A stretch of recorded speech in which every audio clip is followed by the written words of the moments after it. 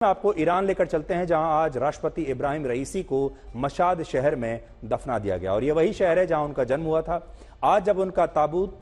मशाद पहुंचा तो वहां भी उन्हें हजारों लोगों ने उसी तरह से श्रद्धांजलि दी जैसा कि दूसरे शहरों में दी गई थी।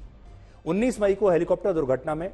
ईरान के राष्ट्रपति की मौत के बाद ईरान में 5 दिन का शोक मनाया जा रहा है और पिछले 2 दिनों में रईसी के पार्थिव शरीर को ईरान के 4 बड़े शहरों में ले जाया गया। उनके ताबूत को शहर के मुख्य रास्तों से ले जाया गया, जहां लोगों ने उन्हें आखिरी विदाई दी और दुर्घटना में मारे गए ईरानी विदेश मंत्री को भी आज एक दूसरे शहर में दफनाया गया है।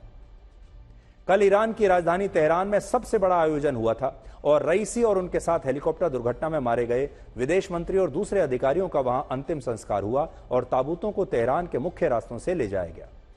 वहां मातम मनाने के लिए काले कपड़े पहने हुए ईरान के आम लोगों ने हाथों में रईसी की तस्वीरें और ईरान के झंडे लेकर उनकी अंतिम यात्रा को देखा और बहुत सारे लोग इस दौरान रो रहे थे। ईरान के राष्ट्रपति की 19 मई को मौत के बाद पूरे देश में 5 दिन का शोक इस समय चल रहा है और रईसी का ताबूत जहां भी गया वहां बड़ी तादाद में लोग काफिले के साथ चलते रहे।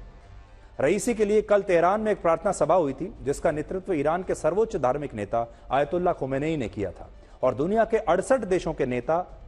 ईरानी राष्ट्रपति को श्रद्धांजलि देने के लिए पहुंचे थे। भारत से उपराष्ट्रपति जगदीप धनखड़ गए थे और वो कल ईरान के उपराष्ट्रपति मोहम्मद मुखबर से मिले, जो अभी ईरान का राष्ट्रपति पद संभाल रहे हैं और ईरान में नए राष्ट्रपति के लिए अब 28 जून को चुनाव होगा।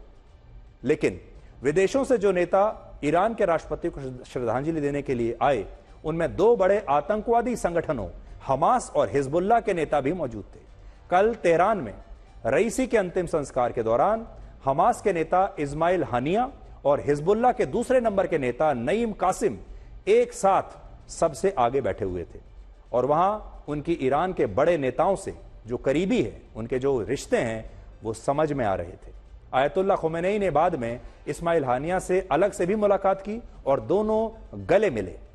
इसके बाद खोमेनी ने हमास के प्रमुख से कहा कि वो इजराइल को खत्म कर दें और यह पहली बार है जब ईरान ने अपने राष्ट्रपति की मौत के बाद इजराइल का नाम लिया है और उन्होंने इन आतंकवादियों को कहा है कि इजराइल को अब खत्म कर दो।